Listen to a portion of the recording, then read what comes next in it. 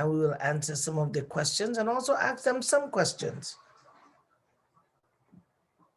What ticks you? What turns you off? What turns you on? And why? Isn't that a topic for tonight? I think that should be a topic for tonight. What turns you on? What does he see that turns you on? So as I talk, I go right.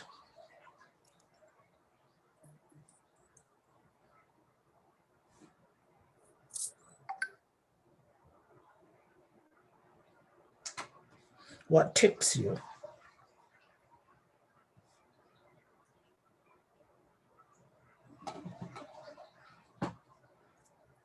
What turns you off? That's deep. Okay, Tex. Let's tell them what turns us off. Let's tell them what turns us on. Hopefully that will challenge them to come in, and they're going to tell us, well, because I'm hurting, I choose to stay away. I can't hear. I can hear you. You can't hear me? I'm on mute. Da da da da da da da da da. You can hear me? Veronica here, right? Doris? Okay, so I can hear. Maybe it's me then. Hold on. Da da da da da da da da. Da da. Da da. Could you hear me now? I still can't hear you. Maybe I need to go out and come back in. Okay. I'm hearing. My boss says she's hearing me. Okay, I'll be right back. Okay.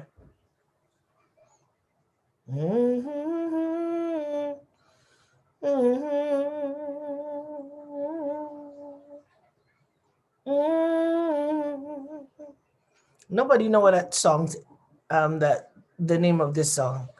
Da, da, da, da, da, da, da, da. Da, da.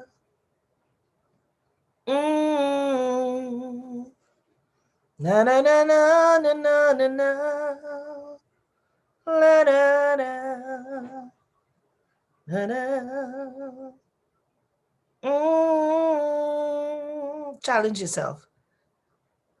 Is it from the heart? Is it something you made up?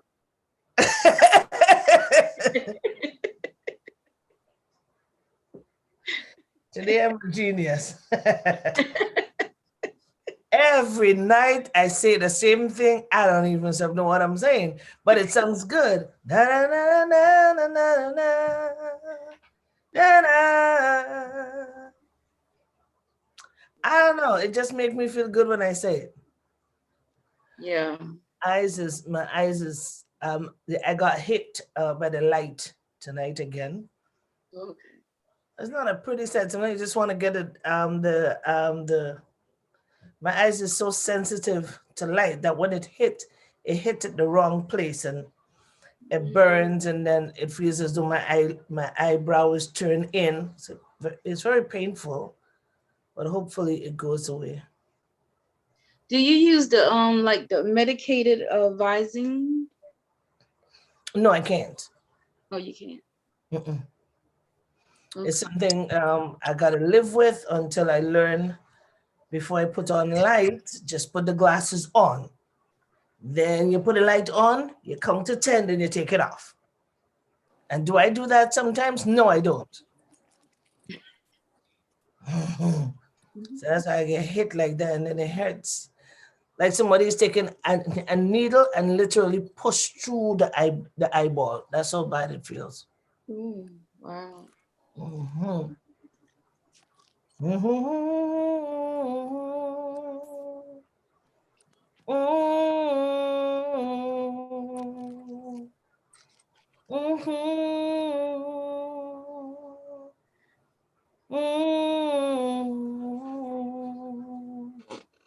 Could you hear me now, Doris? Yes. Hallelujah. So we give God thanks. So we were talking, I was just rambling on, and then this is what I tell you. Sometimes I don't have to go and pray for a topic. Sometimes the Lord say, just speak. Somebody loving it.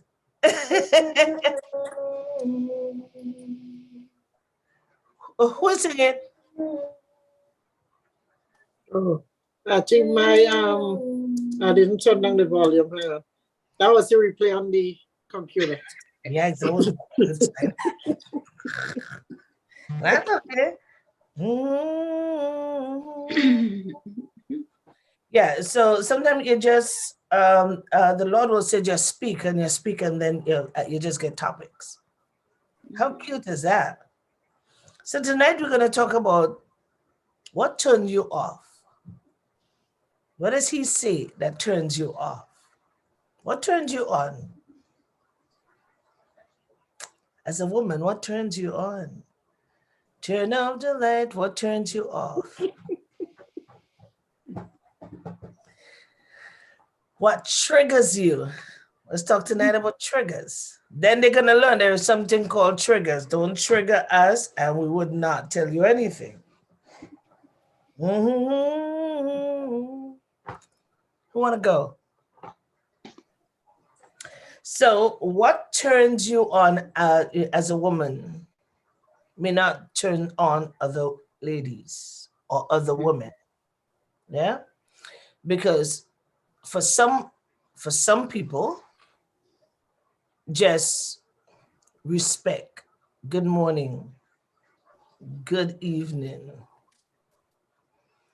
or just seeing the dishes in the sink and you just get up and do it without asking.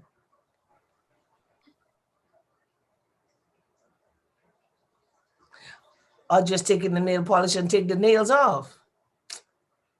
That could be a trigger. So you think he ain't looking good? And to him, he just want to do something good for you. Or you could say, what make me angry is the wet towel on the bed, the edge of the bed. Or ignoring the things that need to be done in the house. That's a turn off. You see 4 or 5 cups there, even though there's one person that put all the cups there. And I'm not going to call name because I want to let the world know that there are people that is responsible for washing their own cups. So sometimes there's 4 or 5 cups in the sink and nobody wants to wash it. Now that's a turn off. And I wonder who put the cups. I don't want to call names. You just got to just speak about the public. Put your hand down. Nobody asks you a question.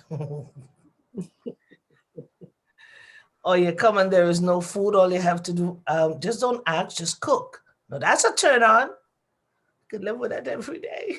So yeah. The other thing that ticks is silence. For no reason, you're going ghost. Penny for your thoughts? What are you thinking about? Is there anything I could help you with? And you hear the person say, I'm good. Only a woman that is quiet say, I'm good. Man's supposed to talk based on woman.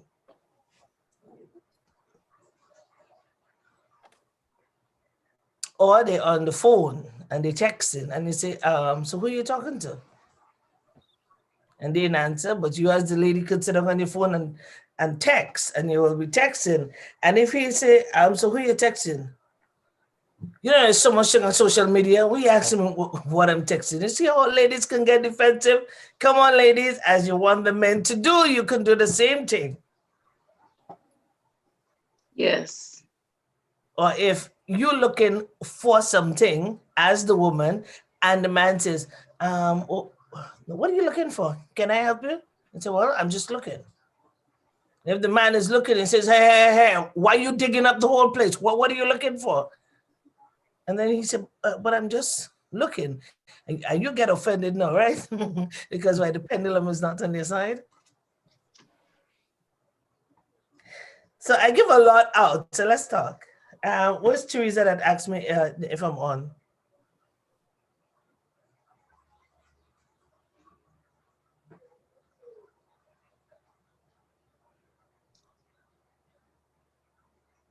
I'm gonna call names. I'm very good at calling names. I'll go. Good evening, ladies. When it comes down to what turns me on, I love to be around people who are happy, and I like to be around intelligent people, people that I can learn from. Right now, I think you asked what ticks me off. What ticks me off is when you have people who don't know how to communicate, and it's like pulling teeth with that person. It's like you have to repeatedly ask questions, ask questions, ask questions, ask deeper questions in order to get a response from that person. And, you know, especially when it comes down to the opposite sex, sometimes you can have a person in your life when they're, just one or two words. And you're like, you got to figure out what the one or two words are, especially when you're texting, so yeah, that's something that ticks me off. I don't like it. Another thing that really turns me off is when if somebody's living with me, right, and they see my clothes and they knock them on the floor. Oh my God. It said, oh, well, you just had that on earlier. It doesn't matter. Just put it in the hamper. Regardless to whether my clothes are clean or dirty, my clothes never touch the floor. So for me, that's a biggie. I mean, that can cause, an argument, a disagreement. I just, yeah. So, for me, we talk about triggers. Triggers are something right now, even now, dealing with. When it comes down to the opposite sex, it was a time that my ex-husband used to say, oh, you're just a troublemaker. You just want to ruin everybody's high. I said, what high? So it's certain things like, you want to cause trouble. You want to go against the grain, so to speak. And for me, those words are like triggers. Like, I don't know. I'm very sensitive about words such as that. So, I try to manage my triggers, and, because sometimes a person may say something of the sort or very similar, and they don't know my backstory. They don't know that it's a trigger word. So I manage it, and I said, I always look at it as an opportunity to self-inflict. What is it about that word that bothers me? What is it about that word that sets me off? And I know before I got married, I never had an issue with, trigger words, but I think with my ex-husband, he said so many things that it just, whenever I hear another man say those things, it's a trigger for me. So, yeah. And one more thing too. Another thing that bothers me is what turns me off is when you're talking about matters of the heart, certain topics that's matters of the heart, and people disregard it. Oh, it's nothing. Oh, don't even worry about it. It's nothing. It's not important to you. I said, how can you tell me what's not important to me or what's not important? So to me, it's things like that that ticks me off. Don't, when it comes down to matters of the heart, let's just talk about it.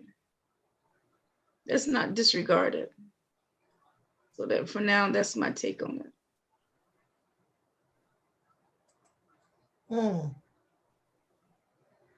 All right. Yeah. Where do we go from here?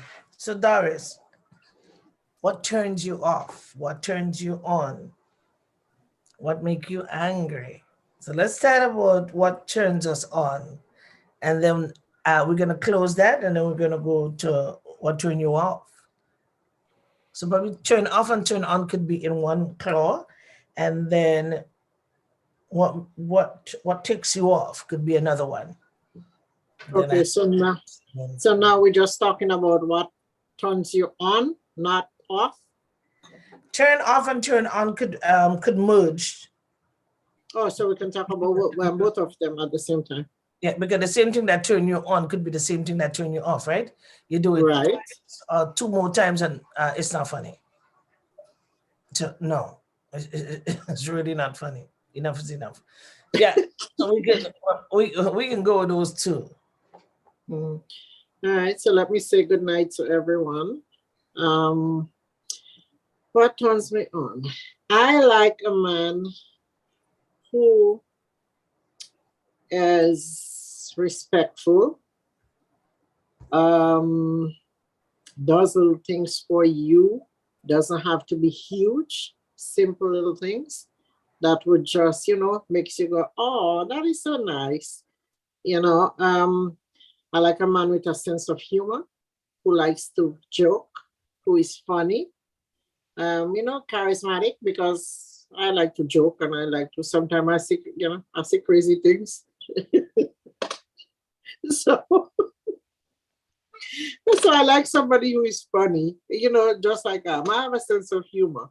People may not find, things that I am just that way. I'm a playful person. So I like somebody who is like that. I don't like somebody who is too serious or stick in the mud. For instance, if I go to the restaurant and I want to eat my chicken wings with my finger and my fries with my fingers, it's finger food. I'm going to eat it with it. I don't want a man who looking at you and be ashamed and like, oh my God, use a knife and a fork.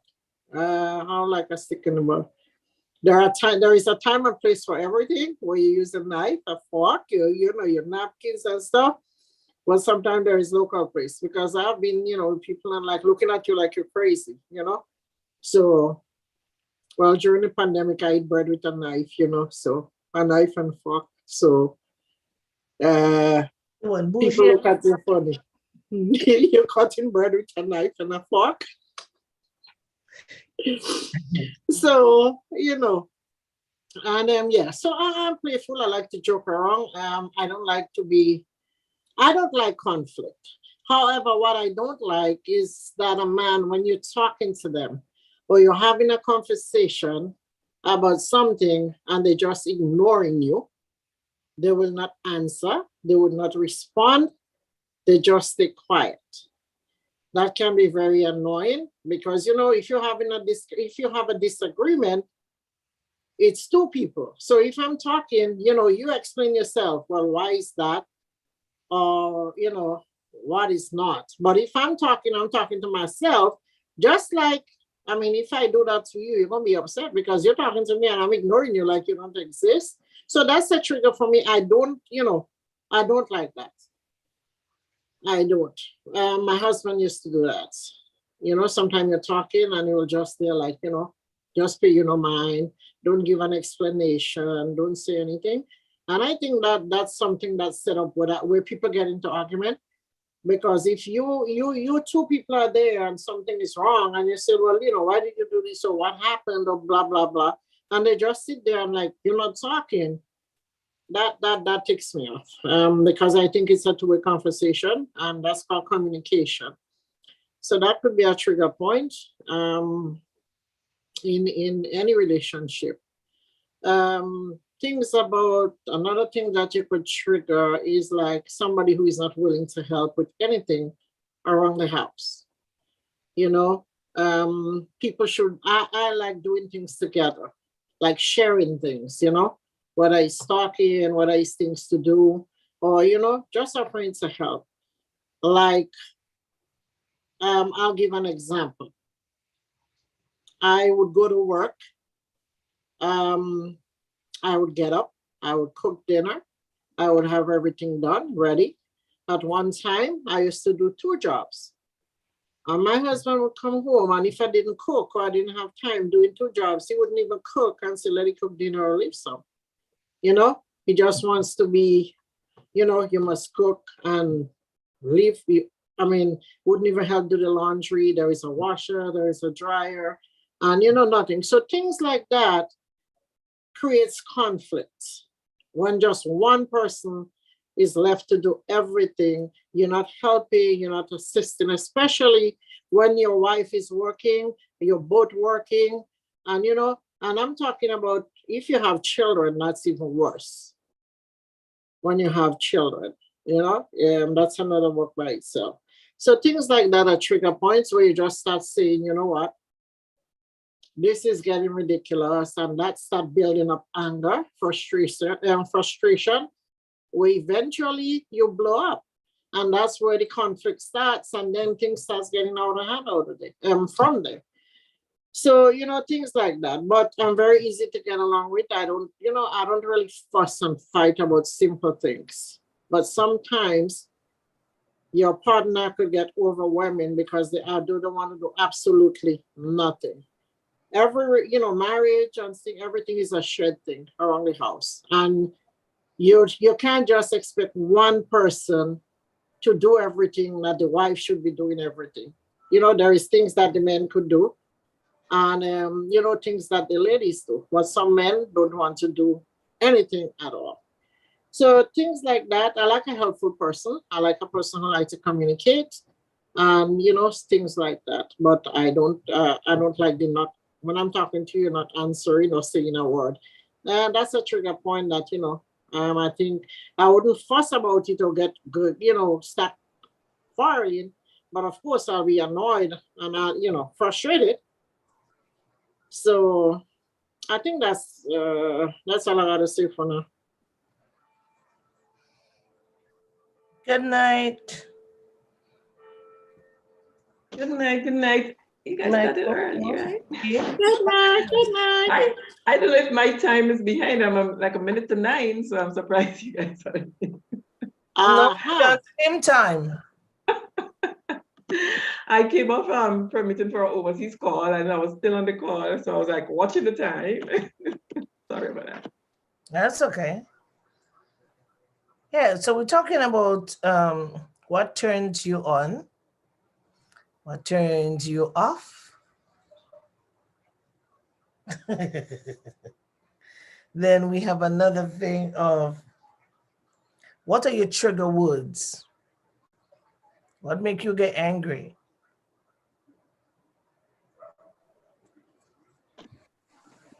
I don't know for me if it is a word, but the times that I really get flustered and when I'm driving. For some reason, everything that could go wrong, you know, would normally happen when I am driving. Yeah, so I can't say it's like a word, but something silly just, you know, happens, and I just have to get and I have to catch myself and say, you know, Lord, always like in driving, I always have to say, Lord, forgive me for something, somewhere along the line, because I don't have the patience for what happens on the road. I'm not tolerant when foolishness has been done. So the question is, are you a North American driver or you're a Caribbean driver? I'm a Caribbean driver. Well, however, then that attitude gotta change. Have you ever drive in the States? No. Oh, okay. I always refuse, especially in New York. Okay, so probably that's where you get the training from, with no patience and no tolerance. America will do that to you, because sometimes here in Canada, I drive and I have no tolerance for anybody, so I would pass you so fast and then come in front of you. That's because I drive in the States for too long. So now I cool down a lot, so that's okay. Mm-hmm. Yeah, but I can't say, like, you know, somebody might see something that send me off the rockers or anything like that. Like I said, mainly anything that would affect me is when I'm driving. So what are the words that turn you on from a woman's perspective? I guess being complimented. You know, just talking to my niece who is in her 30s, so you know, kind of like almost half my age. But I was, you know, the topic we were on, you know, I was saying, you know, sometimes this young guy is still, and she said, because you look rather good, you know. And I'm like, yeah, I like people complimenting me, but I don't like when these young men think that, you know, in the age category and wants to, you know. You know, okay, so for instance, for my online business, sometimes I have to promote things online, right? So I was promoting for this particular country, and then I saw this person say hi on my WhatsApp. So I'm like, what I was advertising at the time should not have been my WhatsApp. The person should have come through, and it should have gone through on another person's WhatsApp, right? So I said, hello, trust you're doing well. How may I help you? Or what may I help you with, or something like that. So somebody can tell me nothing. So I'm like, nothing, you know, so why are you contacting me, you know? I don't remember what was the response then. And I said, okay, well, thank you, but listen, this is a business phone, not a social, not for socializing. Some young man always find that picture look nice, you know. No, that's not what I'm there for, you know what I mean? So I just put it, this is a business phone, not for socializing. I saw the read, but didn't respond. So, you know, but, you know, getting compliments, yes, and it makes you, okay, so for instance, like I tell you, the driving it. So I started going back to fitness class, and so I'm leaving work earlier to be able to get there on time. And so I forgot when you leave, when you're on the road right after 4, that's when everybody is leaving work and going home. So traffic was just like crazy through that area that I was driving. And then I got out to the end of the road, very upset and flustered at this point in time. And so I'm coming from a by road onto the main road on Lourdes Lane. And the vehicles coming from the bottom and the top, both drivers stopped and let me go, because there's a little hill to override there. And both drivers stopped and, you know, give me the go ahead to go through, whereas sometimes I'm there holding and waiting and traffic just keep going. And I was like, wow, thank you, Lord, because that person just come and just, you know, mellowed out everything that I was going through in the last 10 minutes or so. You know, those two people just stopped it, and I mean, my whole mood just changed into a positive, you know, vibration. And I was like, yes, you know, still have nice people out there. So, yeah, that's what works for me. Okay. I think there's somebody watching on my Facebook page, so I will choose not to say certain things. I will just override certain things that I want to say. You know what? No, I shouldn't. What turned me on is compliments.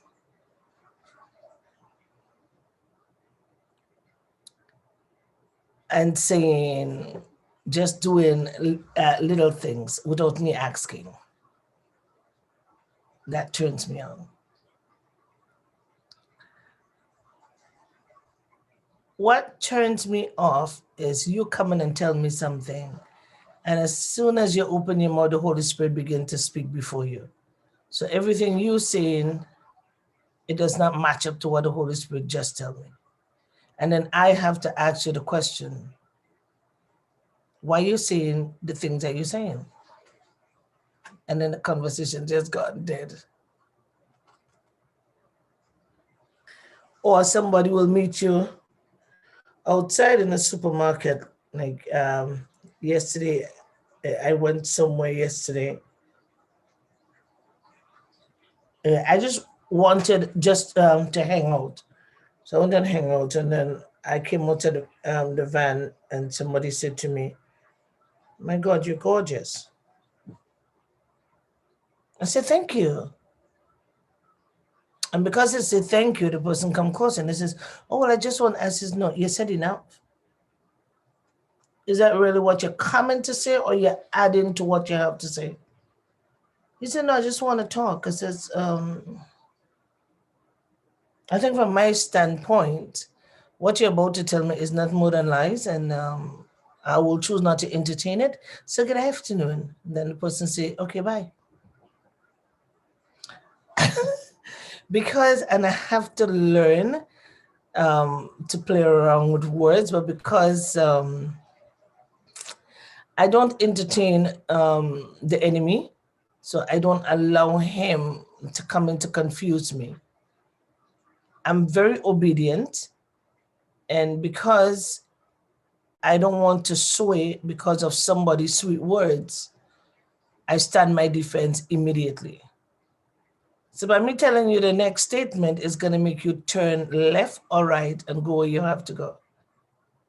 Or you'll just keep walking.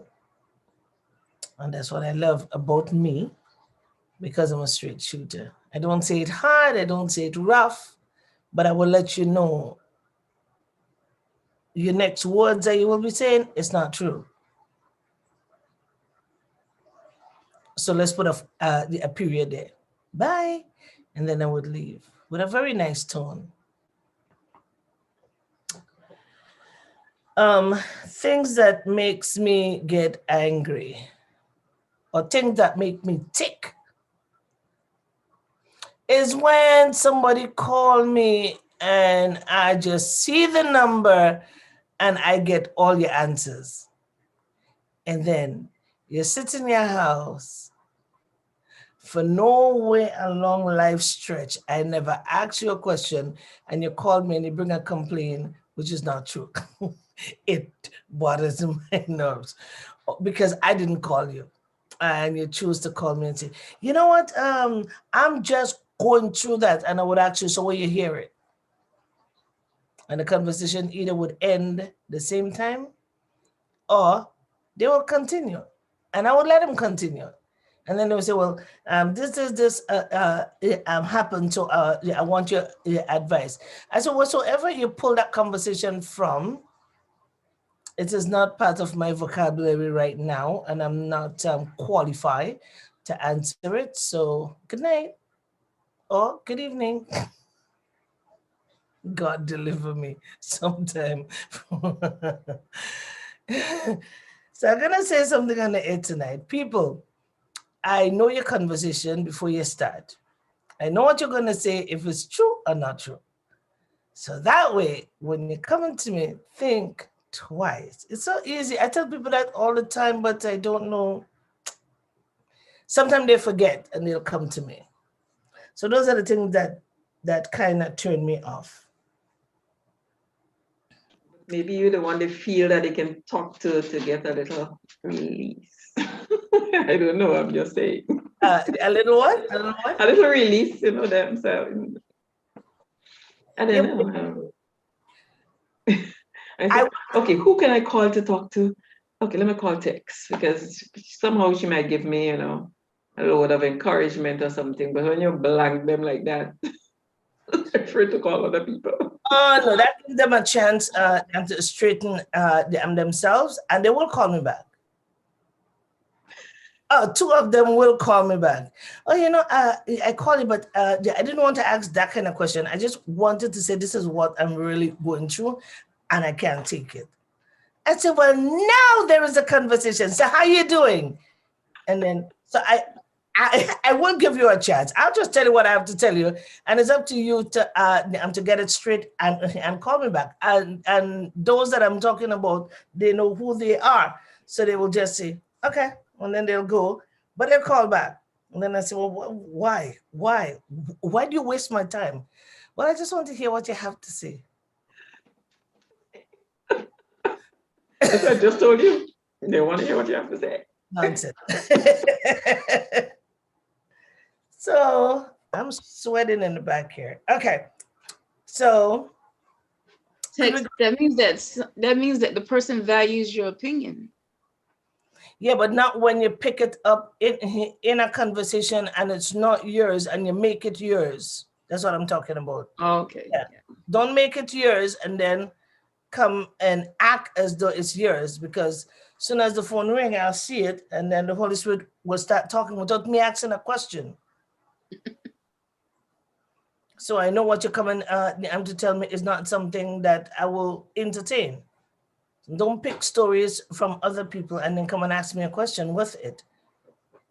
So when I say that, then they hang up, I hang up, and then they'll call back and say, well, it's not really this, but I just want to ask this because of this. I said, well, there we go. How can I help you?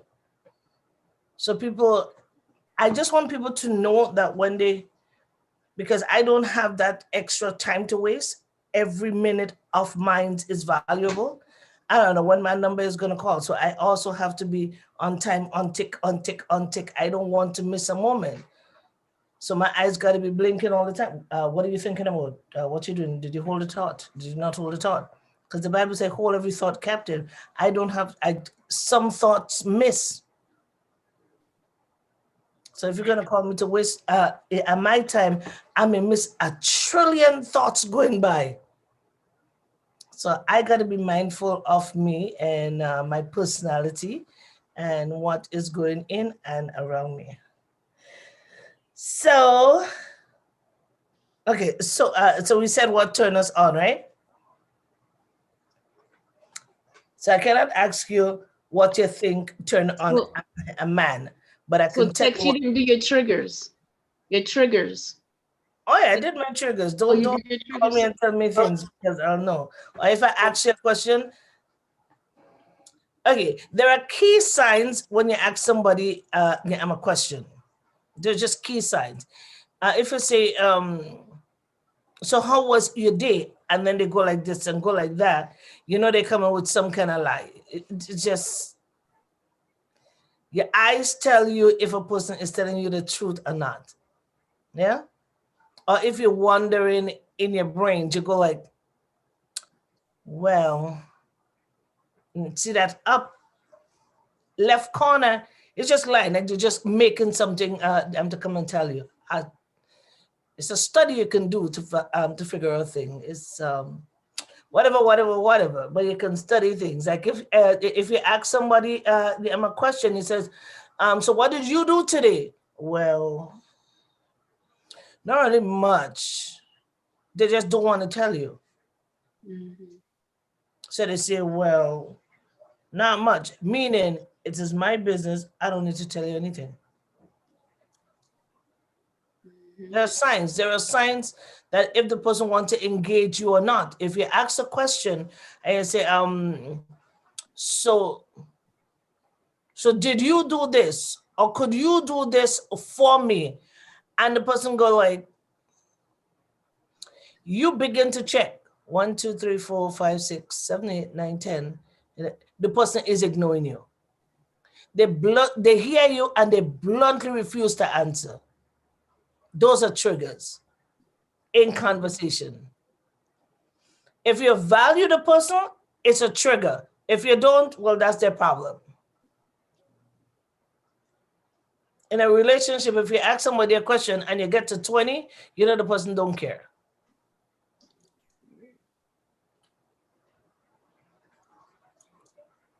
Wow, we just learned something new. Yeah. So you know, listening to text, let me tell you what my triggers is, right? I don't like people lie. I don't like people tell lies to me. I don't like people accuse me of something that I didn't do. This is my pet peeve. Don't accuse me of something that I didn't do. And another thing is, have you ever talked to someone, called someone, or they call you and you can't get a word in edgewise? They keep cutting you off every word you say without letting you finish what you say or talk. And, you know, I was taught that when somebody talking, you listen, then you respond. So when you're talking to someone and you just say, okay, I'm just going to listen. I'm not going to say anything. So those things are trigger points for me. Don't accuse me wrongly. Please don't. Because I'll get really mad over that because I know it's not true. And then you accusing me of it and then even go telling people because you make your own assumption or stuff.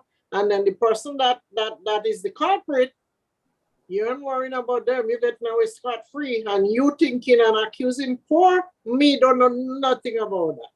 So these things are trigger points for me. My pet peeve: lying and accusation wrongly. Mm-hmm. I don't mind if somebody lie on me. I don't mind. I don't mind if somebody going to say the worst thing about me. I don't mind. Listen what the Bible tell me. They're liars just as their father. And it's just a matter of time. You just say, well, niece, let's sort through some things. And just a matter of time, I like to say 48 hours, the truth come right out. So I just sit and smile. So it doesn't bother me because if I don't do it, it doesn't bother you can say what you want. It doesn't do anything for me because the truth will surface. And you who bring it out will look strange. And I wouldn't even confront you on it. People say something about me already, and then somebody will call me and says, oh my God, I was angry with you. But coming now to think about it, it was not true. You just stay quiet. Because that person is looking for another word to add to what you never say or what you never mean. You just say, well, okay. So anyway, I got something to do. So I don't have much of time right now, but I'll call you back sometimes. I've learned to overtalk people. Why? Because sometimes somebody will call you and they ask you a question. They actually answer it within the same sentence. And my thing is, I used to let it get to me and I'm asking myself, why would you call me and ask me a question? And in your question, you answer your own question yourself. And all you could have done was just to go in front of the mirror and ask yourself that same question. Why? So I was sitting there, and listen, and then the person say, are you there? I say, yes, therapist, I'm right here. She says, oh, there you go again. I just don't like you. I said, well, then why call me? She said, well, I want to know what you have to say. And so what do I have to say if you answer it? Now, let me tell you a secret that I love. You hang up the phone. You go to your bathroom, yeah? Ask those questions. Then, just so you answer it here, do the same thing there. I love you. I'll see you in 2 weeks, though. So I have to give them time because I need to cool down. So what I do now, when they call me, I just start talking. I talk. There's no space. I just talk. So then they get fed up now with me, so they don't call me anymore. Lex, I'm glad I'm not your friend.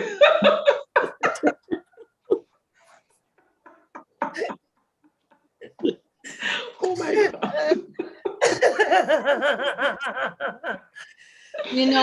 I'm used to that kind of friend. All my friends talk a lot. Everybody talks a lot. Especially like my male friends, they all except for the one talks a lot.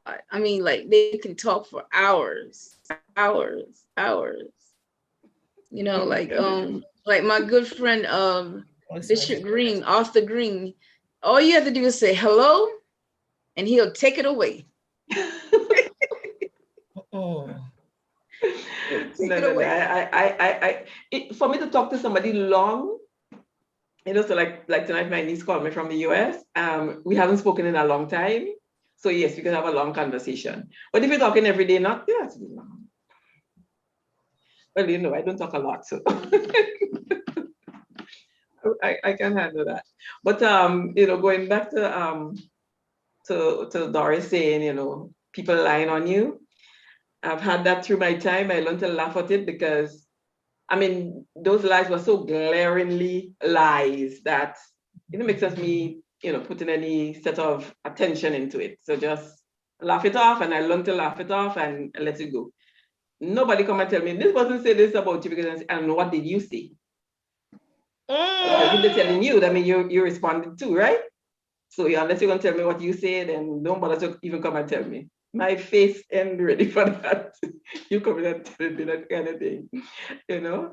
And what was the other one? Something else you had said. Oh yeah, but lies, yeah, boy. I used to have a big issue with lies. And I think it came out from me as a kid. You know, my adopted mom would be saying, asking me a question, and I give her the answer, and she's telling me I'm lying. And I know I'm telling her the truth, and she's telling me I'm lying. And I would get licked for telling the truth. Never lying, but she keeps saying that I'm lying, so she's beating me because I'm lying. And I never used to lie to her. So I grew up with that thing, and I tell my kids, tell me the truth. I might beat you, or maybe not. But if you lie, and then I found out that you lied, then you're gonna get real licks, you know? So I always had that. I don't like people lying to me. And I mean, if I'm talking to you and you're telling me something, well, you know, men lie a lot to women. But you're telling me something, I expect, if I'm telling you the truth, you tell me the truth. And if I know that you're lying, then bye-bye. Can't take that one. I don't like people telling lies.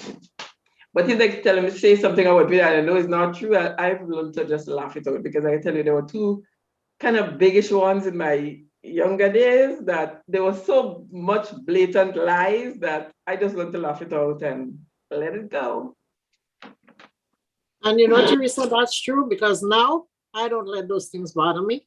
Back then, I would take that on and I would moan over it and cry. But now, I don't let those things bother me no more, because you know what? It doesn't affect them. It affects me. And I'm not going to give nobody that satisfaction anymore, because I know the truth. God know the truth. So I'm not going to I don't let people put me in that mode. And when people tell me things, I don't just listen. You know what? When people tell me things or try, I find out the truth for myself. I don't take it and run with it. I don't take it and go accuse somebody or make anything over it. If you tell me something, I'll go ahead and, I'll try to get the truth myself and get to the root of it and then deal with it. If I don't, then I'll just leave it alone, because you can't take people's word, for everything they say, because we know how people are. There are people who just can't tell the truth. We have people that are compulsive liars. They can't tell the truth for anything. So this is why, we must not just take what people say, run with it, because things like that has caused people to become enemies, stop talking to each other. And then it could be far from the truth. The things that you become enemy for was never the truth in the first place. So this is why they said there is always three sides to a story: yours, mine, and the other person.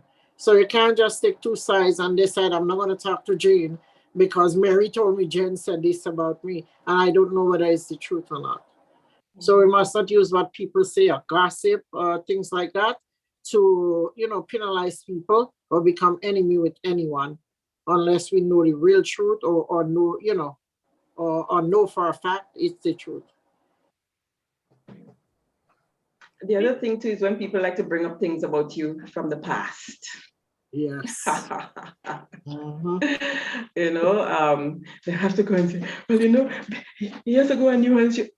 Listen, that's the past. Leave it behind there. God saved me. I'm now saved, sanctified, and the past is the past. I already got forgiveness for the past. But people love to bring it. I remember one time, and I think that's what helped me. Pastor gave this little story in church one morning, some years ago. So there was a guy who used to steal people, animals, and whatever. So at a point when he thieved somebody's sheep, they put a stamp on his forehead, ST. That ST means sheep thief. But later the guy got saved, you know what I mean? And he's working for the Lord and in missions and all of that. And he was living in another area. And somebody asked, what this ST means. And before he could answer, somebody turned around and say, saint. He is a saint of God. Right there, right? The past is gone. He's not no sheep thief right now. He's saint. ST, we shorten it in Grenada to say saint. And so, using that analogy, I was like, okay, people would say whatever. I know that, whatever happened then, yes, mistakes were made. We all made mistakes, some way, fashion, whatever. it's gone. So anybody come bring it up about, it's like, that was my past. Why are you bringing it up now? I've learned to let that go too. I allow myself to get into some serious trouble because if somebody says something about me, I used to defend myself. And when I finish defend myself, I become the worst person. And then because I become the worst person, I get sick. Fever, headache, sick. When I tell you sick, I will get the worst end of the fever, the worst end of the cold, the worst end of the headache. Because I used to like to justify myself. And as I was so persistent and defending myself, the Lord has dealt with me. And I got it from the Lord. And one day I said to myself, I don't care. Who wants to say, say. And then I remember my mother's words. She says, close your eyes and open it. I open, I close it. She said, did anything fall? And then I close and I open again. I said, no. She said, you sure no? I said, yeah. She said, close it again. I close it. She said, keep it closed. I keep it closed. She said, anybody standing on it? I said, no. She says, open your eyes. She says, anything standing there? I said, no. She said, now tell me why. If somebody says something, it's standing on top of your eyelash, and when you blink, they fall. I said, oh, okay. All right. And then I just start to say, I don't care. And I become the person I don't care. And when I say I don't care, I mean I don't care. Say what you want about me now. It doesn't do anything to me. It doesn't do anything to me. Tell people the worst thing about me. You know the truth, right? And I know the truth. Now it doesn't bother me. But before, it used to eat my core, and I have to confront you. And when I confront you, I look bad because why? I get very loud and I come right to your face. So I look as a bully. And then I says, no, why should I allow myself to sin and to disgrace myself? And that's not who I am. And then I got to a place and I said, I don't care. Say what you want about me. At the end of it, people will see you for who you are. And then I just stopped doing it. I just stopped. Now, it's not that I don't care. It's like, I really don't care. Say what you want. Because the world is going to see you one day. And the people that you're telling, they will see you as a liar. And it would not be long. So people got to be careful when they're going to disgrace you. You just laugh. You just get to the place and say, is that all? There is no more that you want to say? Nothing more? That's just it? Okay, sure, no problem. So I would never bring myself to justify myself to anybody. You do you, and I will do me. Yeah? So, wow, that went into what word? So the question is now, what word? And we'll just talk about it. The words that make you get angry, the words of deception, the words of love, and the word of not love. How do you like for somebody to tell you that I love you? Do you like when somebody say I love you, or when the person say I love you?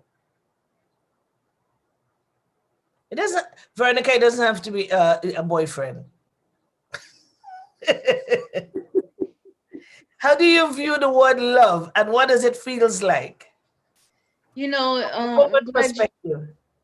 I'm glad you asked that because, you know, just I was telling Doris this, you know, my son, my middle son, he called me up and he said to me, he says, Mom, they always call me Mom. Say, Mom, what are you doing? I said, I'm just sitting here. I'm just watching television for now. He says, oh, he's like, you know, he's like, I really love you, Mom. I said, yeah, I know. He says, no, I really love you. He says, you know, he says, I got my taxes and I'm going to give you a portion of it. And I said, oh, really? He says, yeah, because I love you. Wow. Yeah. And he says, and besides, I know you could use it. So, I said to say that, when my sons are like the best sons I could ever ask for. And I'm not just saying that because they're my sons, but because they're genuinely good-hearted people. And they're crazy about their mom. They love their mom. They will go to my defense to anybody. Anybody. If you just sound like you might be coming from left field, they would jump on your case. And I don't know if I really taught them to be that way, but being that I raised them as a single parent, they knew that there were a lot of sacrifices that was made on their behalf. And they realized that, I could have walked away. I could have did just like, my ex-husband and just chose not to participate. But, now I'm like reaping the benefit now of being a parent, and not only just receiving like gifts, but I'm talking big boy gifts. So, I said that to say that, to be able to have someone to say, I love you, I appreciate you, and be able to back it up with action. It does feel good. It feels really good. And, I always tell them, whenever I'm in their presence, I always tell them, I love you. Yes. I make it a point to say that to them because, when I was growing up, I knew my parents loved me, but they never said it. Right? So I always tell my sons, I said, I love you. And my youngest son, he used to not say it so much. He said, I know, Mom. I'm waiting on the I love you back. He's, yeah, Mom, I know. But, it's amazing how they change over the years, because that same child, when he was a little 5-6-year-old, when he was, for kindergarten, first grade, he would come home every day and he would come and give me a hug. And he would say, Mama, I love you. Mommy, I was thinking about you today. And he'll always tell me what it is that he was thinking about. But that same son today, you're like, all right, Mama, give me a hug. They big, strong men now. All right, Mama, give me a hug. So yeah, it feels good to be loved, and it feels good to love. It is the greatest feeling. So faithful is our God. I just had just to sing on that piece.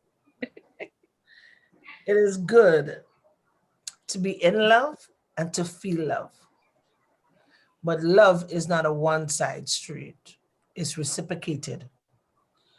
And sometimes as women, our love is not reciprocated. And you find some ladies get very bitter because it is not reciprocated. And then when it's not reciprocated, you wonder, where does that come from? And when did it start? And you will sit down and listen to ladies talk. And the one thing they say, reciprocated. Sometimes you alone will joke the marriage. You alone will joke the children. And it's not that the father or the spouse is absent, he is there. But the reciprocation is the thing that does not reach out. So you find either the mother take it all the way or the father take it all the way. and no sooner it will break. Reciprocation. People say communication is the number one, but if the communication is not reciprocated, how is it gonna merge? Does not work. It takes two to tangle. You pray and God answer. You pray and he speak. You say, Father, the mighty name of Jesus. And you just hear him answer you. He pays attention to when you're hurt. He pays attention when you go places. He protects you in the daytime when you drive your vehicle. In the night you're coming home, he protects you. You sleep at night, you wake in the morning, and he grants unto you new mercies. Now that is reciprocation. But unfortunately, some people don't. Him alone give, do. And some people just live in stubbornness. They just live presumptuous. You know, oh, so you blessed me, so what? I'm just going to do what I want to do anyway. And sometimes I ask God, you take home so much of the good ones and the ones that walk in stubbornness. He said every morning they have a chance and a choice. Don't worry, it's coming. And I love when the scripture says no one would ever put their hand to the plow and pull it back. There is such, it's coming. It's coming. Because he says I'm married to the backsliders. So there's still grace and there's still mercy for people that live in ignorance. In Canada here, they say there is no what? There is no something, there is no ignorant to the law. And they have a lot of people living in many different countries and don't even know the law of the country. Until something happened and they had to run and find a lawyer when they could have just answered the two questions instead of spending $10,000. It's called reciprocation. You read it, what is your rights? You're in Grenada, what is your rights there? You take a flight, you go somewhere. What is the key thing that you should have before you travel? What is the one thing you should have before you travel? Travel insurance, not even your passport. Travel insurance is such a key thing. You're crossing the border from Canada to America. Travel insurance is so important to have. You never know. Sickness is no respecter of person. What could happen? You never know. People take that for granted every day. I just gone to New York. What I have my passport and I have my ID, my driver's license, and I have insurance. What about you? What insurance do you have in marriage? What insurance do you have in friendship? What insurance do you have with family members? What is your insurance? Because you could give and give and give and there's no reciprocation. After a period of time, you get tired. Some people leave, I'm leaving Canada, I'm going to Germany and visit. So how long? Oh, it doesn't matter, 3 weeks. No medical insurance, something happened. And how I began to take that thing serious. There was a woman, she's a Asian woman who was living in Canada for many, many years. So her two children, her one son and a husband, so it was not two children. But it looked as though they was the same age. She's the man, the father and son. So they left and they went to Hawaii, and she went to do scuba diving in Hawaii. Never come back. Her eardrums bust, everything bust on her. I don't know how long that she was down there. They couldn't swim. They went and get people. By the time they get her, bring her, show she's sick. The government says, so where's her insurance? Oh, we're going to bring her back in Canada. And they come back here making a whole big scene about it. Oh, she have to come back here. And I want her to come back here because she's Canadian and the government should do something about it. And the government says, so where's your travel insurance? And they went up and down. They used to come in the store. They would quarrel. They would call my insurance broker And you will hear them on the phone, the way how they will disrespect, I'm the owner of that insurance. Could you cover her now? No, you have to cover you before you leave. So when you leave, there's something happen, they get a flight, they'll bring you right back here within a matter of time. Her life could have been saved. And then I say, you know what? Lord, I thank you because I was here and I hear that conversation. So now I don't take anything for granted. If I know that I'm going to cross the border by mistake, that's totally different. If I'm going to Niagara Falls and instead of going down on this ramp, I go up on this ramp, I'm not even going further. When I get there, it says, listen to me, I'm supposed to go down, I go up. They say, okay, you either make a U-turn or give us 2 minutes. They'll come, they'll check you because as the American, so they will check it, they'll check your documents. And then say, okay, now you could make a U-turn. That happened to me twice. I missed the bridge because of traffic. But it is so important when you're traveling, even though it's for 2 days, for God's sake, take out insurance. I'm not here to sell insurance tonight, but I'm just telling you how important it is. Do the right thing, and when something happens, you can't say, well, I'm a Grenadian, they should have come and get me. What did you tell them that you was going? The insurance will tell them that you was going because they have insurance. It's all okay. She had it and you did not. And please don't get insurance from nowhere else. Get it from the bank. The government go after the bank harder than any other institute. Get your travel insurance from the bank. When you get to there, they mess up, your family can go after the bank. Don't go by no side shops. Oh, well, my travel agents, they sell it, so I get it from there. When you turn your back, they can shut down. Your insurance don't mean anything. Get it from the bank. Get it from the bank. Call the bank. The same bank that you deal with, go there and get travel insurance. It's important. Yeah, straight to the bank. I wasn't aware that banks would give you travel insurance. I thought you go to, if you need that, you get it from the insurance company or from the airline. They get closed down. Yeah, I didn't even know that the banks carried travel insurance. I've heard of insurance that when you book a flight in case if you have to cancel, that type of insurance. But I've never heard of actual travel insurance.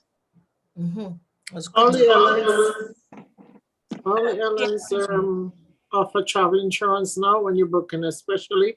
They offered it before, but now they're making it more important that you need baggage insurance. But now, if you don't take travel insurance and you get sick, which it covers if you get sick where you go, they will cover. It tells you how much they cover, how much that, all the things it does.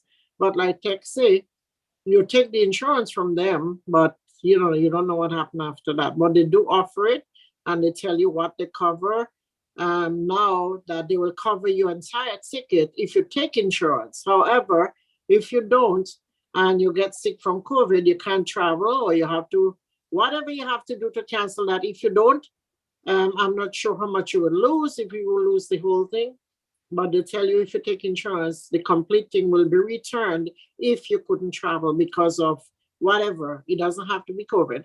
Any kind of pre-existing condition or sickness that comes up, if you have insurance, you will get a full refund. If not, you'll probably lose a big chunk of it. Or, if you put it off, you do lose money. But yes, the travel insurance now, they offer it to you. They cover if you get sick in that country or whatever they have to do, they tell you how much they will cover for your medical expense. Because I was looking at ticket recently, that's why I can say that, and they all showing it to you, how much it costs and what it covers. And you get the best treatment. That when you go there and you don't have the money and you're wondering, so what's the price of the X-ray? 200 and what? But the insurance now, everything just kick in for you. as Canadians, when you go to the States, especially a certain, I'm not going to say it, especially a certain spot in America, our health card is covered there. We can use our health card, but that's only because of a certain place, not the whole of the 50 boroughs, just one of them. And America medical bills will come to you. Oh my God. Yeah. If you don't get your insurance, then you sit on here, well, 20,000 for what? What these people in Canada here, we are blessed. We don't have to pay for x-rays and pay for blood tests and pay to go to doctors. And if you have the extended insurance, now when you go to the dentist, there's only a certain percentage you have to pay out of your pocket. So you practically cover here. So it's like free medical care. Yeah. That's awesome. But it come out of taxpaying money though. But the medical is very heavy in the States. So if you coming from the Caribbean and you go up to the States because there is an emergency and you got to run, go to the bank. The same bank they have your saving account will sell you insurance. If you buy it to the airline could close down within 48 hours. And then what? So use wisdom, be safe at all times. Do you know if you buy a new car? But you said the airline. Isn't the airline you're talking about or the travel service? The travel service, the travel right, because I mean, agent. We book online with the big airlines, and we get the insurance offered at the same time. So yeah, but this is a travel agent. Right. Because even though if you book it online, you still deal with an agent, a travel agent. Yeah. So they could close down. BWI travel agency south of somewhere, back street, they can close down. They can close down. Go to your bank. And do you know when you have kids, boys, and they start to drive, the insurance is cheaper. When you have a girl child and you put her on your insurance, run buy cow, sell sheep. For that insurance is heavy. But here a little secret, a little nugget. You just go to the bank and you get car insurance for your covering of the children in the house. You know, it's cheaper in the bank. Yeah. So just a little nugget for everybody for tonight. I'm not an insurance sales agent. I'm not selling insurance. I'm only just giving out a little nugget. And depends on where you are, insurance is cheaper. So if you're living in the city, you know, the rate of accident is higher than if you're living out on the coast. Or as we say here, in the boonies. Insurance is cheaper. Why? The flow of traffic is lighter. Now, when you go to Brooklyn, I have to have insurance when I go down there. I did insurance because if I bunks anybody or anybody bunks me, you know, I have to stay down there extra 2 days or something. You got to wait for court or you got to listen to me. You just exchange that insurance. And people down there don't have insurance. Most people that are driving in Brooklyn don't have insurance. So you just drive far out, then come back in. The reckless drivers I'm down there. So that's my tip for insurance tonight. Let's get back to heart, and we're almost at the point of closing. So what's the last question? That was the word. What turn you off? What anger you? What ticks you off? What are the words you love to hear a man say? So we said that one already. When he whispers sweet nothing in your ears.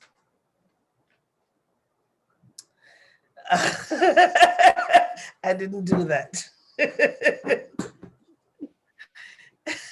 The word is so right, sweet nothings.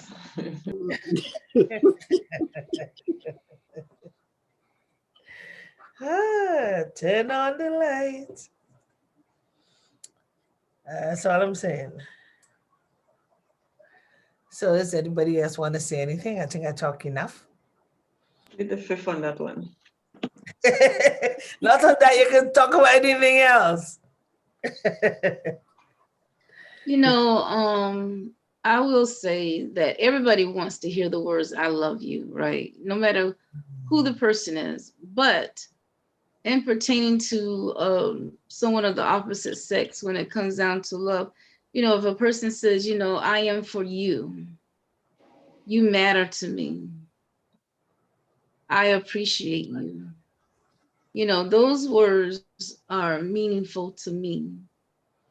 Oh, wow. So yeah, those are the words that I like to hear. Mm. You know, you're beautiful, you're caring, you're loving. I like to hear those words. So, and I also, Oh, go ahead.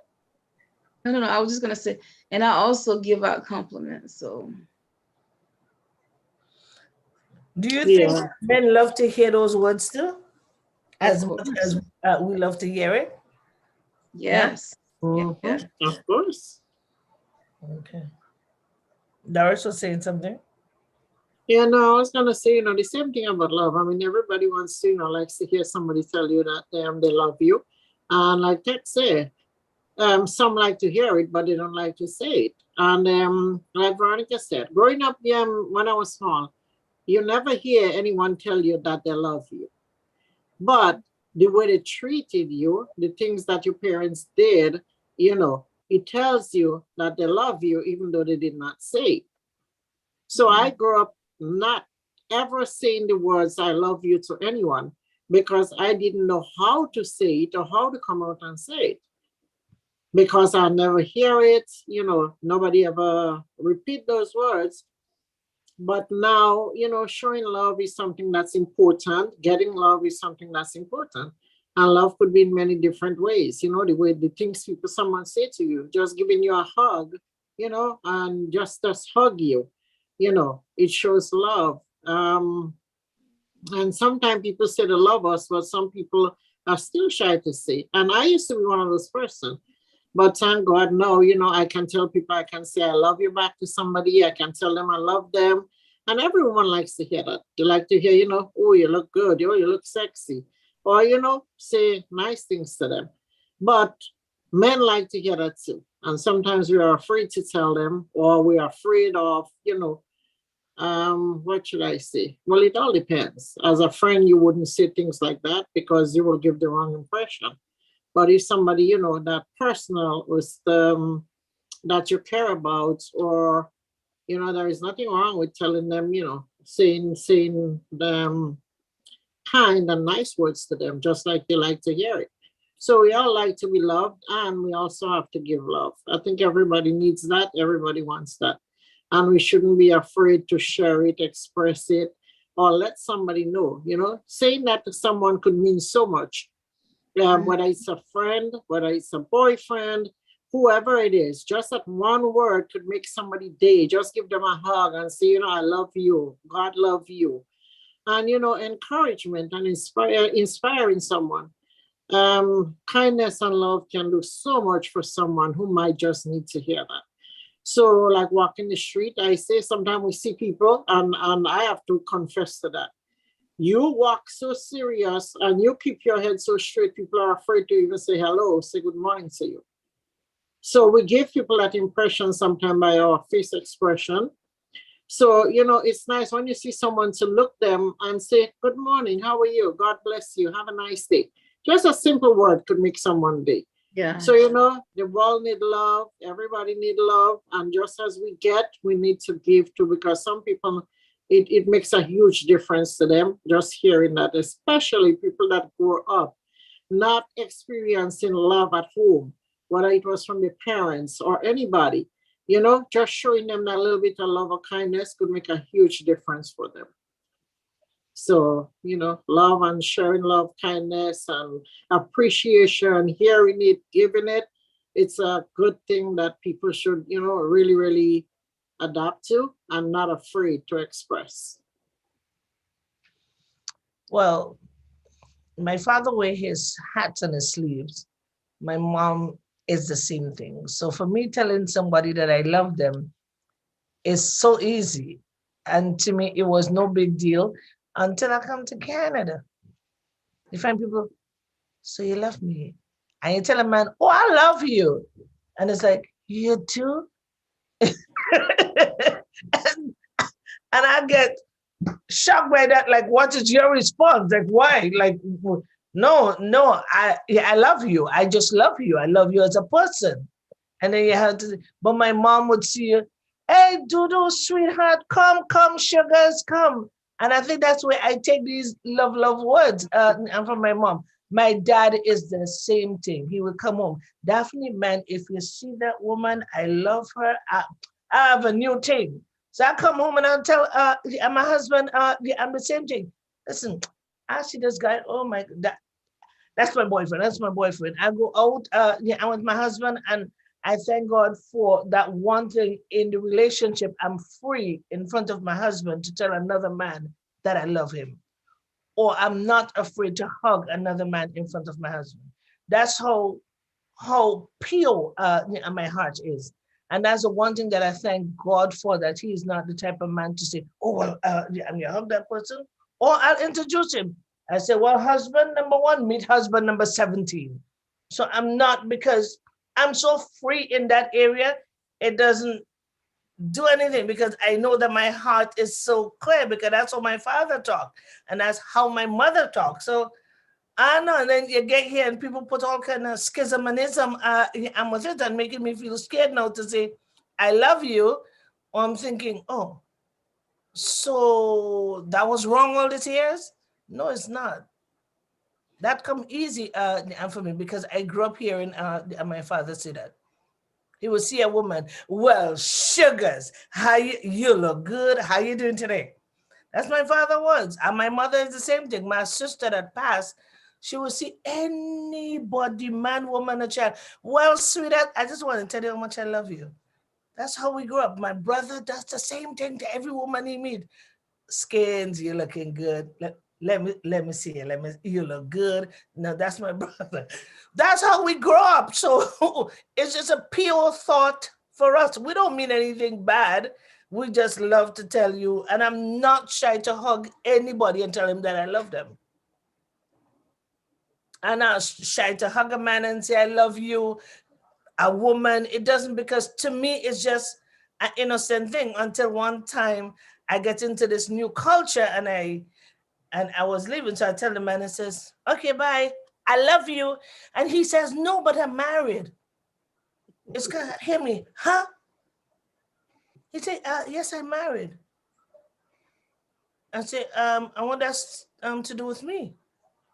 He said, yeah, but you said that you love me. One time I got very confused. I didn't know what to do. I said, listen, let me tell you something. When I say the word I love you, you just say I love you too. That's all. He said, yeah, but I'm married. So I said, okay, just give me a minute. No, open the door. So I call his wife. I said, you guys got to learn to say I love you to anybody. It doesn't matter. And then they explained to me, in our culture, we don't tell somebody that we love them until we're in love with them. I said, I mean, oh, you're carnal. You're a loose ball. That's what you are. He says, no, I'm not loose. I says, yeah, because if I tell you good night, I love you, and for you to take it that notch, it means that your parents never said that you love them. Your siblings never tell you that they love you. No. Where did you come from, Scarecrow? He says, no. I says, yeah, that's, and I will tell you that every day until you get accustomed to it. Then he says, oh yeah, last week I really felt bad. I'm sorry. So I love you. Now I don't have to tell him that. As soon as he sees me, he say, hey, Tex, I love you. I say, I love you too. People they just stick in the mud. You tell them that you love them and they think about sex. Doesn't mean that. Mm-hmm. I mean, that would definitely be a Caribbean thing. But so for me growing up, I did not hear that until my godmother moved to the US. you know, and then when we talked on the phone or whatever, then, you know, she would say, I love you. And it was like a culture shock. And, you know, it happened. So eventually the siblings went and it's the same thing, and my kids. And so now, especially, you know, talking to my kids all the time, and, you know, we always end a conversation, love you, you know, I love you too, whatever. Sometimes I'm speaking to other persons and I forget and say it. And you could hear the awkwardness. The person don't know what to say. You could hear the awkwardness. They don't know what to say. They don't know how to respond. Yeah, but because it's not something that we just, you know, grow. Maybe in the younger people now, you know, would say to the kids, always say I love you and whatever. But my time growing up, no. And so it feels kind of, you know, awkward. My father was in love with everybody. Dad, yeah, and what's her name? Wait. I don't know. That's about, you said that you love her all the time. Oh, yeah. I think her name is Skins. Nobody names Skins. What's the lady's name? Until one day he says, okay, I'll find out. But then, no, it's embarrassing now. I'm going to ask her her name. So I'll keep it as girlfriend. But we say that, oh, that's a word that been tossed around the house from my mother to my father to my mother, and then and my sister. Especially when the prison officers and them I was passing down, she says, "Hi, sugars," and then they stop and she says, "Yeah, when you go in town, just pick up I'm a parcel of this for me, a parcel of chicken, a parcel, and give these people a list of things to pick up, and see those guys and then just pass them back and drop it. And then we just got used to it. Like you give somebody a note, they go down, when they go down, just bring things for you. And that's how things work. Until I come to Canada, it doesn't work like that here. I have to get off my butt and go and do what I have to do for myself. But that's how we grow up. Love, love, love, love, kissy, kissy, love, love, love, even though things was not good in the house. Because sometimes my father and my mother go out to the wing walk. Sometimes I don't know why. But here my father will go outside and tell people, I love you, I love you, I love you. You know, so that's how we grow up. Saying love, love, love. And then I get married and I give God thanks for the one thing that my husband never took from me, telling a man that I love him. Because you know what, okay, she said the outside, she doesn't mean anything I'm with it. Yeah. So it's about that time now. Does anybody want to say anything before we go like amen?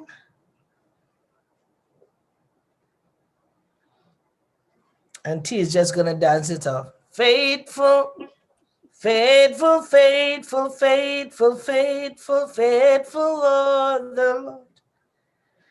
Doris?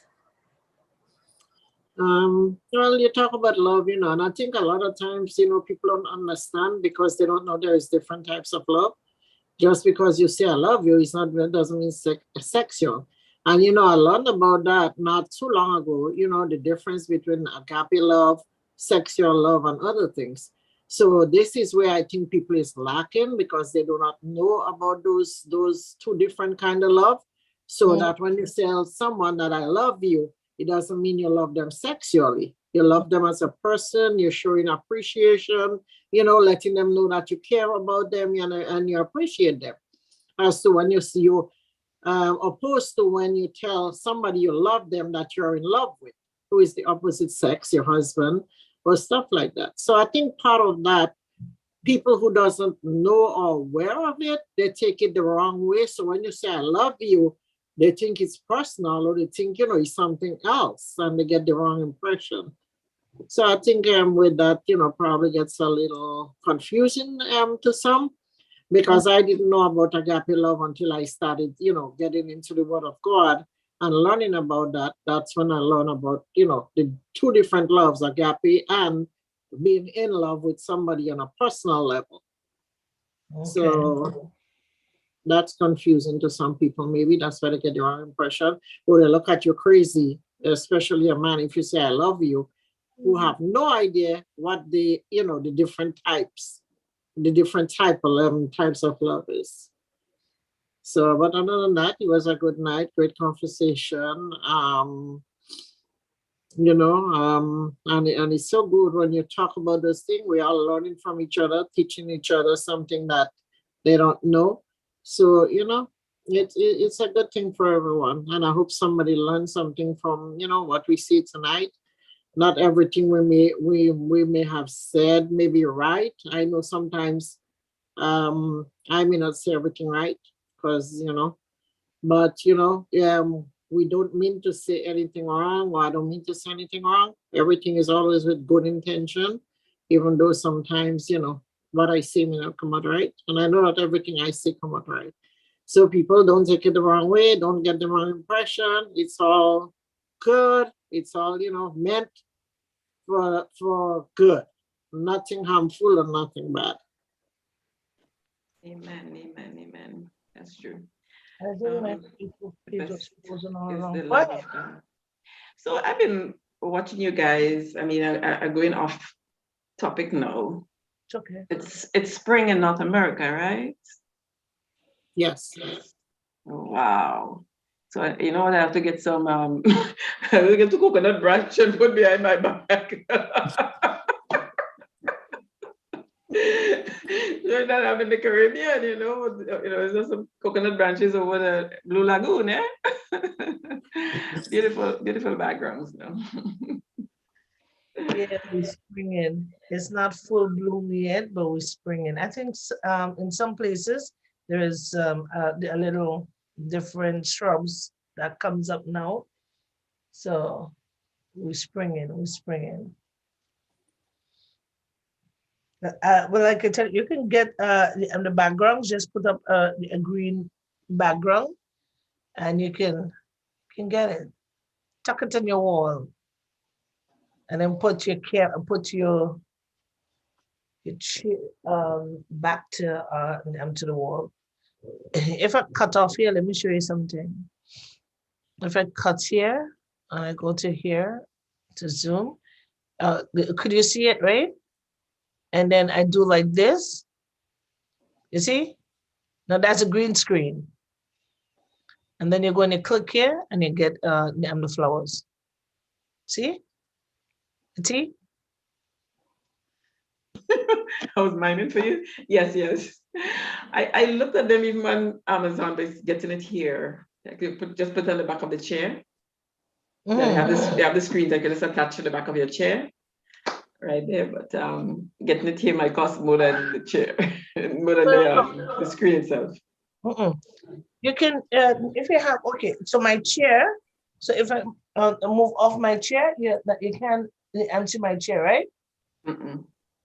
Because I have a green, I can't see it. So I can take that same green cover that is on my chair and I can go like this. Wow.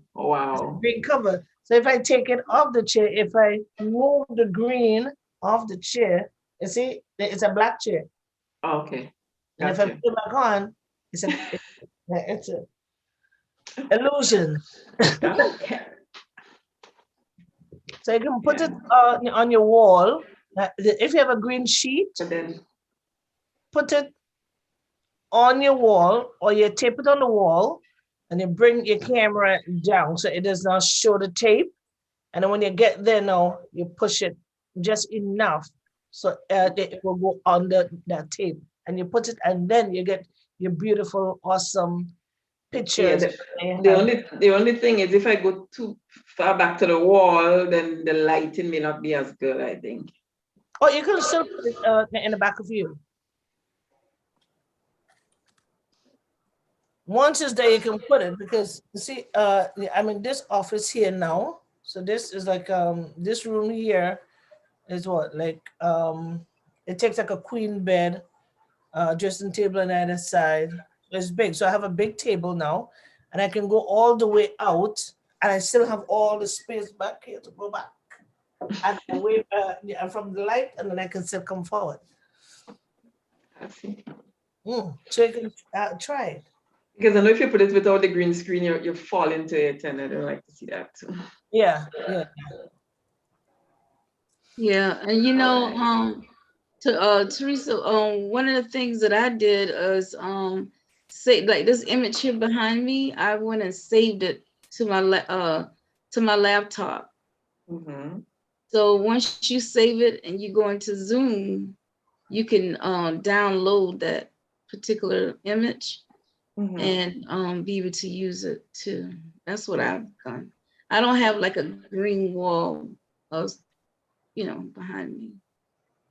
Okay. Yeah, but if you put your hand up, you can see like the Yeah, like you're I know falling the into shadows. it. Yeah. Yeah. So you can try it on the laptop because I can do it on my. So I can be in a living room and I can do it on my iPad and I'll still get this effect outside. And I don't have there are no green screen outside. Okay, gotcha. Yeah, but I have to be I'll against. try. So yeah, so it come up. So try it and see if you get it. You do a lot of fall pictures by the Sister Falls and all those things. Put it up. Yeah, could find some of them.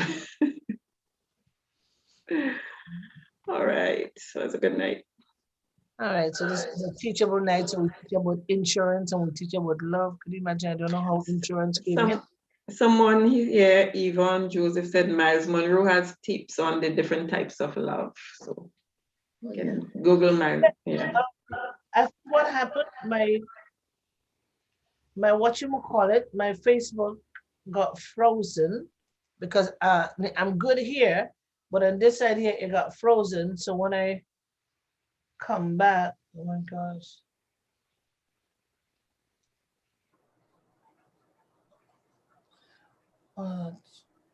Just make my stomach go, not again. Oh wow, where am I? I don't know. I'm watching you on Facebook and everything looks good. Let me see. Okay, it's a little bit delayed. So my cousin is on tonight. Richards is on tonight. Yvonne is on. Teresa is in the house. Sister Olivet is on the house. Olivet is in the house. Patrick McCool is in the house. Yes. Oh, Catherine Huxley's is in the house. I see a friend of mine in Grenada, Maria, is on the house. And there is a Cleopatra. Oh, that's Richard. Okay. Yeah, that's my cousin. Okay. Yeah.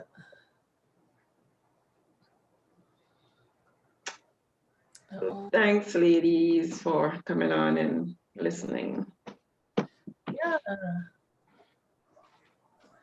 Oh, and you give all the thumbs up, which is great because I wasn't getting it until I look and I see my Facebook page was not up. It says frozen. So no, thank God.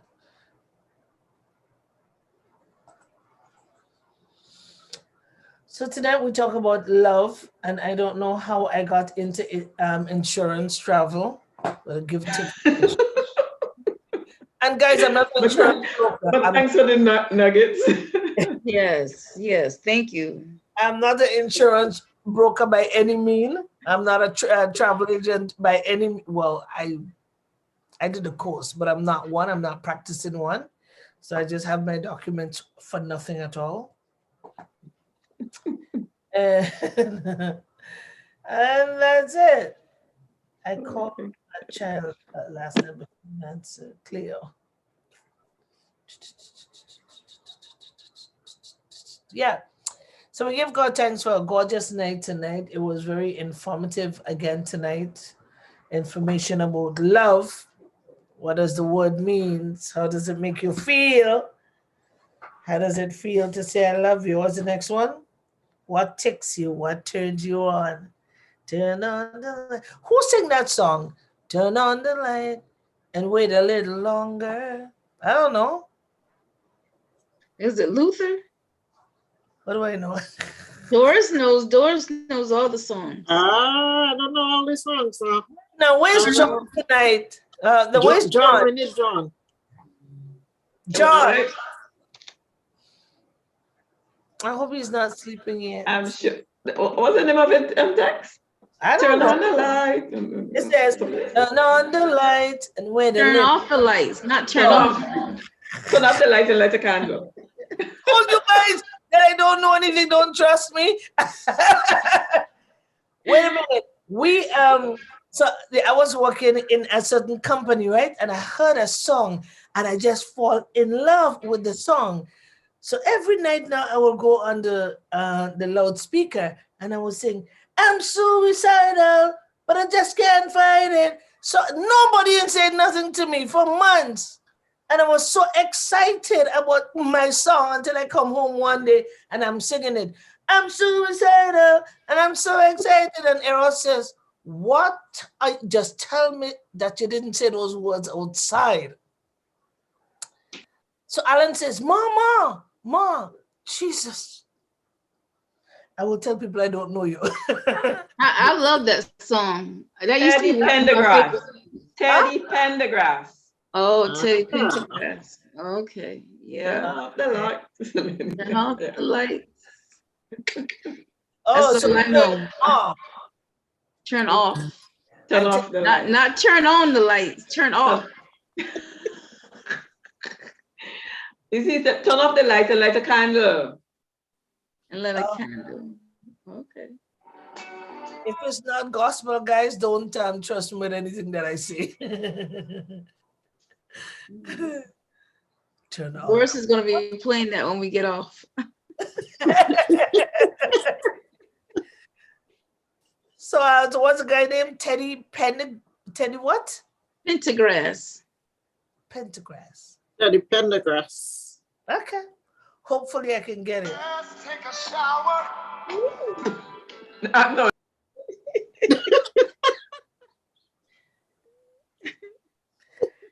So like I said, we come to the end of the program and we just want to say thank you for everybody to come. Text always calling for the wrong songs. You see that? And it just happened to reach that line. There's nothing wrong with the song. It's what's in your mind. It's the mindset. The mindset. The mindset.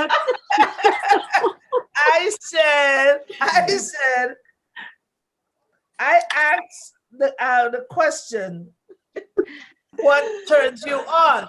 And then I heard the song just came in my head. So I just rock it like this, not knowing the people never said, but I don't know where I get songs from. Forgive me, everybody. It's just, if it's not a gospel song, don't take my word. Please go research it and see. Let me see what she's saying. That's the name of the song? Please, guys, I'm telling you, on national TV, if I sing a song that is not gospel, go figure it out. I'm placing a little note in the chat saying, have mercy, Lord. And then tell me the song. So what is the song? What? Turn on the light, turn it off. Turn off. But why turn it off though? Turn off. And light a candle. Oh. Right. It had extra? It's a love song. It's a love song. Yeah, so we're setting a scene, you know what I mean? Yeah, there's nothing wrong with it. It's a song for lovers.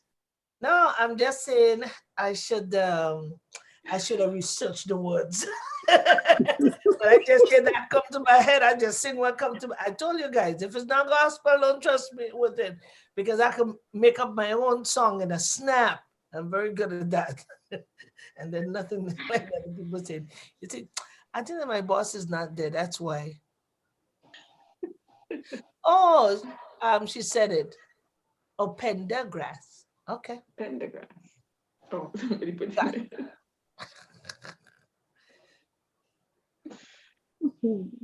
Who's calling who? You call me? Okay. So anyway, we want to thank everybody for coming on and have fun with us at the end of the. See, my cousin is laughing at me. She says, "Oh my God, Pastor just preach and stay Stay right there. Don't come out there. Don't come out. So I think I'm gonna stay where I am because that's what her smile mean. So many Grenadians on Gem FM. I love that. Yeah, just gonna bring some more. On a Wednesday night, we speak mainly. Are you taking pictures? On Wednesday night, we mainly talk about love and touches and what touch where, how do you feel? What On, how on, Wednesday, feel? on Wednesday night is the love zone. Yeah. I didn't realize it changed. All right, good, good. Oh no, heart to heart, woman of integrity, bearing it all but keeping the shirt on. Okay, okay. So again, we say good night because T have to get up very early in the morning and we have to respect the time of the people in the Caribbean. Those of us here that go to bed at 4 o'clock in the morning and wake up for 8:30. I just pray that something change and they go to bed at 12 so they can get up at No. 5. Yes. Mm. Those are the people that I'm talking to. That something is gonna change for them. Veronica, you okay? Yes, I'm going to sleep when I take me a shower and go to sleep. Okay, Veronica. Doris, you're on your own tonight. There's no company. I'm on my own tonight. Yeah, you're on your own. You're on your own. If you want, you can call me. But other than that, you're on your own tonight. Hallelujah. Amen. Doris is going to play her music, so she'll be fine. Yeah. I love listening to music, but I'm going to go to sleep tonight. I didn't get enough sleep last night, so tonight I'm going to go to sleep. Yes. Love you guys. It's 10:24 and good night. This is Texman Warren on Gemfm saying good night. This was Heart to Heart, woman of integrity, being it all, but keeping her shirt on. Amen. Amen. Amen. See you tomorrow morning, please the Lord, and we take it up again, take it up a notch. Doris, you have Love to you guys. share. Love you. Love Bye-bye. you too. Yes. Bye. God bless. Love you. Love you all. Love you. Love you Love all. you, love you, love you.